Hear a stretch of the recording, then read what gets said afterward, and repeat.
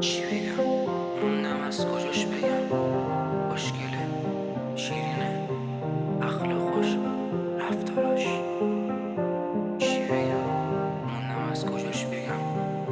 خوشگله، شیرینه، عقل خوش، رفتاراش.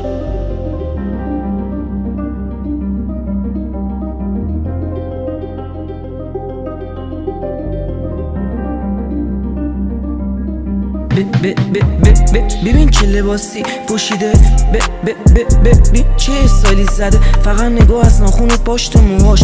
ببین چجوری منو روانی خودش میکنه، ببین قصد کشتن منو داره. این فرشته است نه دختر، زیبایی به این اندازه ندیدم که بیان کنم. مطمئن خودم در تعجب چی آفریده. چی بگم از کجاش بگم، هرچی گفتم بازم کمه. چی بگم از کجاش بگم، هرچی گفتم بگم 10 بار 1000 بار بازم کمه. هرچی گفتم ولی بازم میگم، با چه جمله‌ای بیانش کنم نمیدونم. خدا کار تو هم تعجبی داره، از خوشگلی هیچی کم نداره. خدا کار تو هم تعجبی داره، از خوشگلی هیچی کم نداره. سری میاد سر قرارمون، تو رو فقط میخوام برام بمون. سری میاد سر قرارمون، تو رو فقط میخوام برام بمون.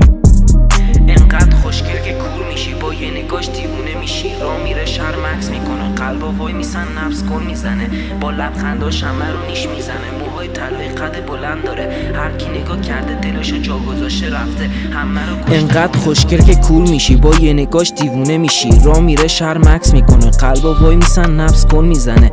با لبخنداش همه رو نیش میزنه. موهای طلایی قد بلند داره، هر کی نگاه کرده دلشو جا گذاشته رفته. همه رو کشته مرده خودش کرده، سکسیه مثل آهنربا، همه رو جذب خودش کرده. دست نیافتنی و سرد کوچیکه، لبا شیرینه مثل آدامس شیکه. دلم شده مثل پیتزا تیکه تیکه، هر جا میاد آب میشم میرم بالا.